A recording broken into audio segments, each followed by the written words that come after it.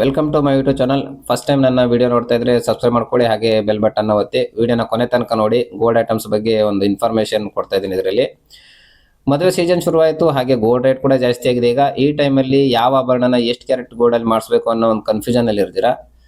So ಹಾಗಾಗಿ ಈ video ನಿಮಗೋಸ್ಕರ. ವಿಡಿಯೋನ ಕೊನೆವರೆಗೂ ನೋಡಿ.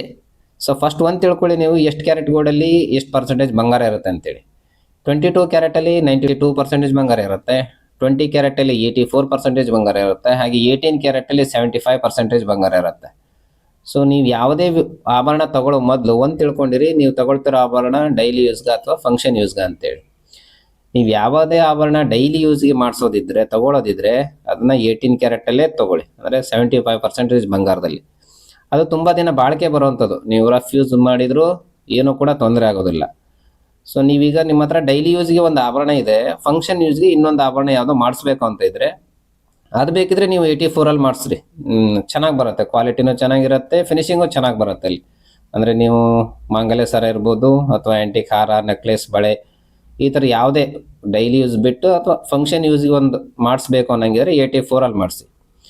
ಈಗ 92 ಬಂಗಾರದ ಬಗ್ಗೆ ಹೇಳೋದಾದ್ರೆ ಅದು ತುಂಬ ಸ್ಮೂತ್ ಬಂಗಾರ. ನೀವು 92ದಲ್ಲಿ ಡೈಲಿ ಯೂಸ್ಗೆ ಅಂತ ಯಾವುದೇ ಆಭರಣ ಕೂಡ ತಗೊಳ್ಳಿಕ್ಕೆ ಹೋಗಬೇಡಿ. ನೀವು ಮಾಡ್ಸಂಗಿದ್ರು ಅದರಲ್ಲಿ ಹೆವಿ ತೂಕದಲ್ಲಿ ಮಾಡಿಸ್ಬೇಕಾಗತ್ತೆ. 75ದು 5 ಗ್ರಾಮಿಗೆ ಮಾಡಿಸೋದಿದ್ರೆ 92ದನ್ನ ನೀವು 7 ಗ್ರಾಮ್ ಅಥವಾ 8 ಗ್ರಾಮಿಗೆ ಮಾಡಿಸ್ಬೇಕಾಗತ್ತೆ, ಅಂದರೆ ಬಾಳಿಕೆ ಬರಬೇಕು ಅಂದರೆ. ಸೊ ಹಾಗಾಗಿ ನೀವು ಹೆವಿ ತೂಕದಲ್ಲಿ ಮಾಡ್ಸೋಕೆ ರೆಡಿ ಇದ್ರೆ ಅಥವಾ ನಿಮ್ಮ ಹತ್ರ ಯಾವುದೋ ಒಂದು ಹೆವಿ ಅಮೌಂಟ್ ಇದೆ, ಅದನ್ನು ಇನ್ವೆಸ್ಟ್ಮೆಂಟ್ ಅಥವಾ ಫಂಕ್ಷನ್ ಯೂಸ್ಗೆ ಹಾಕ್ಲಿಕ್ಕೂ ಒಂದು ಐಟಮ್ಸ್ ಮಾಡಿಸೋಣ ಅನ್ನಂಗಿದ್ರೆ ನೀವು 92ದಲ್ಲಿ ಮಾಡಿಸ್ಬೋದು. ಅದು ಬಿಟ್ಟರೆ ನೀವು 84 ಅಥವಾ 75ದಲ್ಲಿ ಯಾವುದೇ ಆಭರಣ ಮಾಡಿಸಿದ್ರು ಕೂಡ ಉತ್ತಮನೇ. ಸೊ ಹಾಗಾಗಿ ಡೈಲಿ ಯೂಸ್ಗೆ 75 ಮಾಡಿಸ್ಕೊಳ್ಳಿ, ಫಂಕ್ಷನ್ ಯೂಸ್ಗೆ ಆದರೆ 84 ಮಾಡಿಸಿ. ನೀವು ಹೆವಿ ತೂಕದಲ್ಲಿ ಫಂಕ್ಷನಿಗೆ ಮಾಡಿಸ್ದಂಗಿದ್ರೆ 92ದಲ್ಲಿ ಮಾಡಿಸಿ. ಈಗ ಇನ್ನೊಂದು ಲೈಟ್ ವೇಟಲ್ಲಿ ಮಾಡಿಸ್ಬೇಕು ಅಂತ ಇರ್ತಾರೆ ಕೆಲವೊಂದು ಐಟಮ್ಸ್ನ. ಯಾವುದೇ ಐಟಮ್ಸ್ನಾದರೂ ತುಂಬ ಲೈಟ್ ವೇಟಲ್ಲಿ ಮಾಡಿಸ್ಲಿಕ್ಕೆ ಹೋಗಬೇಡಿ, ಯಾಕಂದರೆ ಅದು ಕೂಡ ತುಂಬ ದಿನ ಬಾಳಿಕೆ ಬರಲ್ಲ. ನಿಮಗೊಂದು ಎಕ್ಸಾಂಪಲ್ ಹೇಳಬೇಕು ಅಂದರೆ, ಈಗ 20-40 ಸೈಟಲ್ಲಿ ಒಂದು ಮನೆ ಕಟ್ಟಬೇಕಂತ ಇರ್ತೀರ, ಅದಕ್ಕೆ ಮಿನಿಮಮ್ 15 ಲಕ್ಷ ಬೇಕಾಗತ್ತೆ. ಸೊ ಆ 15 ಲಕ್ಷಕ್ಕೆ ಆಗಬೇಕಾಗಿರೋ ಮನೇನ 7 ಲಕ್ಷದಲ್ಲಿ ರೆಡಿ ಮಾಡಿಸಿದ್ರೆ ಹೆಂಗೆ ಬರುತ್ತೆ ಫಿನಿಶಿಂಗು? ಮಾಡಿಸಿದ್ರು ಕೂಡ ಅದರಲ್ಲಿ ಎಲ್ಲ ಐಟಮ್ಸಲ್ಲೂ ಕಾಂಪ್ರಮೈಸ್ ಆಗಬೇಕಾಗತ್ತೆ. ಅದಕ್ಕೆ ಯೂಸ್ ಮಾಡೋ ಕಬ್ಬಣ ಇರ್ಬೋದು, ಮರಳು ಇರ್ಬೋದು, ಇಟ್ಟಿಗೆ ಇರ್ಬೋದು, ಯಾವುದೇ ಆದರೂ ಕೂಡ. ಸೊ ಹಾಗೆ ಗೋಲ್ಡ್ ಐಟಮ್ಸ್ನೂ ಅಷ್ಟೇ. ನೀವು 10 ಗ್ರಾಮ್ಸಿಗೆ ಮಾಡಬೇಕಾಗಿರೋ ಒಂದು ಚೈನ್ನ 5 ಗ್ರಾಮಿಗೆ ಮಾಡಿಸಿದ್ರೆ ಅದರ ಫಿನಿಶಿಂಗ್ ಹೇಗೆ ಬರ್ಬೋದು, ಅದ್ರ ಬಾಳಿಕೆ ಹೇಗೆ ಬರ್ಬೋದು? ಸೊ ಹಾಗಾಗಿ ಯಾವುದೇ ಒಂದು ಐಟಮ್ಸ್ ಮಾಡಬೇಕಂದ್ರೂ ಅದಕ್ಕೆ ಮಿನಿಮಮ್ ತೂಕ ಅಂತ ಬೇಕಾಗತ್ತೆ ಗೋಲ್ಡಲ್ಲಿ.